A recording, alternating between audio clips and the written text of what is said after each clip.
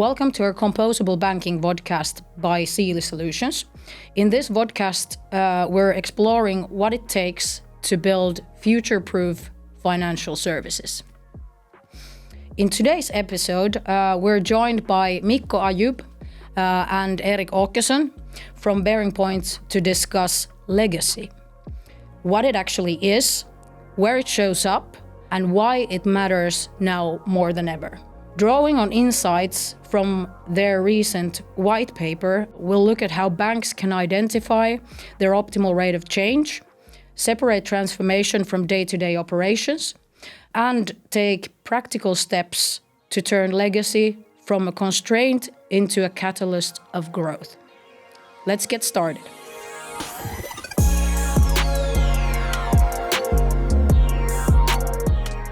You don't transform legacy, you dismantle it brick by brick. Let's talk about your toolbox, the 5 to-dos to beat legacy. Could you make a recap of what are the 5 to-dos things to beat legacy? I think we have identified 5 things. If I start by just saying the 5 outright, and then we will go into depth on them. So the first thing is to know your legacy.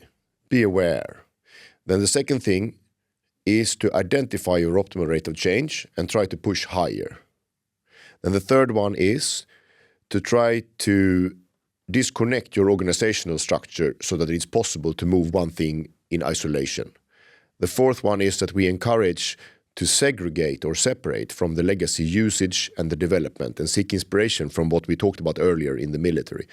And number 5, you need to play long term. It won't happen immediately. It doesn't mean give up, but it means you need to understand that it takes time. So these were the 5 things.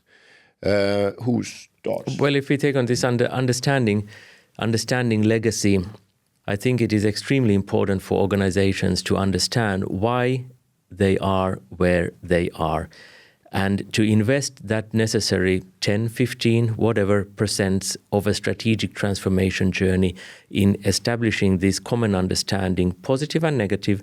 Why are we where we are? Because it is not going to disappear. What brought us here is in our DNA, it is in our legacy. And when we set on a journey to reshape, reposition, accelerate, whatever, our organization, this will play a role on that journey. And if we don't understand it, we will possibly be in the common situation where the strategic actions are not taking us in the direction where we would like to go. So very important, understand your legacy. What is the hardest of the 5 to-dos and why? Well, that's a difficult question. They are. I would say probably the hardest is the long-termness. And unfortunately, that's the one where you actually have control. Yes, that might be the hardest in today's world, which has a very short attention span. But a tough one is also the optimal rate of change, because it is easy to understand on a conceptual level, and I don't think anyone would disagree with it. But when you set, feet on the ground and start working on that concept, it is not something that can be numerical. And that makes it then difficult to sort of see how far we are below our optimal rate of change, or what should we do to just not shoot so much over. How are we positioned relative to our competitors? I know that BearingPoint can offer help in that, and that might be useful because it is not easy to sort of just take a book from the shelf and see, okay, this is how we're going to do it and this is where we are. So that might be actually a tough one. Yeah. No, but I would say that when I think of it, the hardest one is the long-termness, and that is a little bit strange because it is the only one of these where you have your hands on the levers. It is up for people to decide. But I see it time and time again, how people want the long-term effects without investing in the short-term sort of that's needed. And now I'll say something that let's decide later to keep it or not.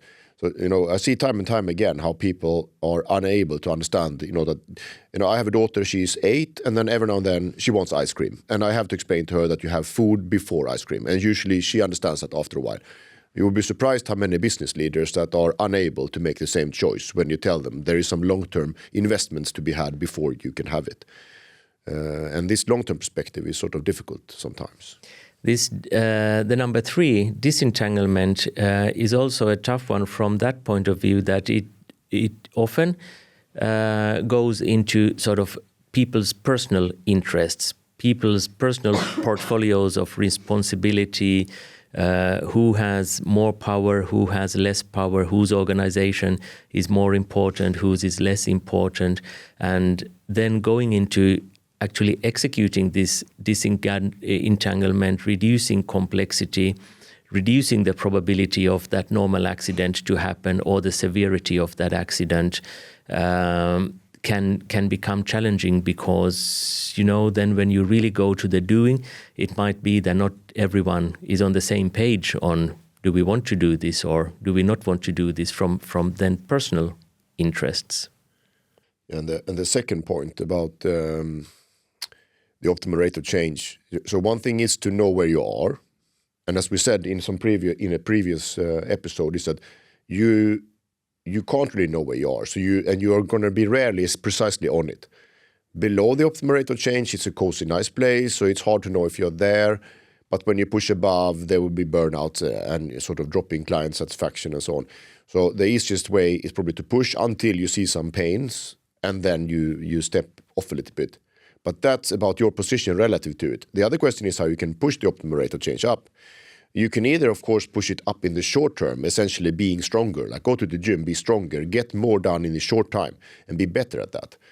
That can probably be done in such a ways of having a fail-fast culture and disentangle your organization and make people believe in their abilities to deliver.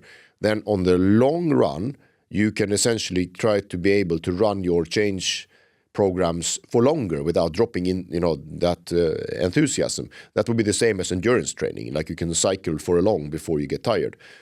So there, I think management plays a big role to make sure that things don't fall out of focus just because they are not the immediate, newest, coolest initiative.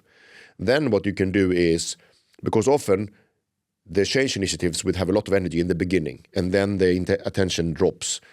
So rather than having a 7-year program, run 7 one-year programs so that you get this sort of new ignition of energy many times. That's what you can do with that. Rotating people is, of course, something that companies already do and organizations do, but I would encourage organizations to seek inspiration from the military, how it is done. Maybe it is not necessary on the civilian side to do it in that extreme that they do it over there. A rotation is pretty swift in certain military positions, in certain militaries. But to seek inspiration of what really can be done in rotating people, when on the corporate side you often get that answer from an organization that I cannot let this person go because I need him or her in this position, and hence I see you have a need but you better find someone else. I think that's often the dialogue that takes place in organizations. So let's jump into the last question. If you had one piece of advice for a leadership team tackling legacy, what would it be? Hold a legacy offsite. I would do that. It doesn't need to be extensive. It doesn't need to be on the other side of the world, but take time to understand your positive and negative legacy. Yeah, and I think to add to that, I think the marginal benefit, as always, is very high in the beginning. You don't need to spend, days and weeks on it, but to just ask the question and to have some sort of work around it will have a lot of benefits because it's not done now. If I look again at these, the 5 points, number 3, about disentangling, I think it's important to do that because only then can you move fast. Because if you know what parts of your organization has certain functions and exactly what information you share with others, if you have that picture clear, you can move fast. Now, on number 4, this one with segregating the responsibilities. Every company has group strategy, but not every company has group strategy people with frontline experience. And I think that's a sad thing. It would benefit some of them, or maybe even all of them, to make sure that you rotate people in and out. That also means that the frontline has to accept that every now and then the people that make the money are actually gone for 3 years because they are now handling the future legacy. And that is a short-term trade-off for a long-term goal that you have to take. And the last point that we have is to be long-term and let it take time. It doesn't mean tolerate slowness and give up. No, it only means that you need to plan for the long run. And you need to accept that some of these legacy removal projects are 5-7 year things. And you need to put a clear vision for why it is important to get rid of it, how much time it will take, and then chop that journey into smaller steps so that when you come to initiative 47 of the 100 and 2 years has passed and a third of the leadership has changed, they will ask, why are we doing this? It's expensive and it's difficult, and what are the benefits? Well, as we all know, thank you for asking, it is part of the removal of that system, because without that we will not be able to get these other systems working. And so good that you asked, and we will continue even though there are costs associated to this, because otherwise we cannot get this cost release of this other thing. So be long-term is very key. Thank you so much for all the brilliant insights. I guess our listeners are of course curious to know where can they find this white paper? Yeah, you can find it on the BearingPoint website. So you can download it there, or you can just mail us or me. You can find me either on erik.åkesson@bearingpoint.com, or you can find me on LinkedIn or elsewhere. Perfect. Thank you. It's been a pleasure being here. Thank you both. So, you don't need a bigger budget, you just need a braver plan.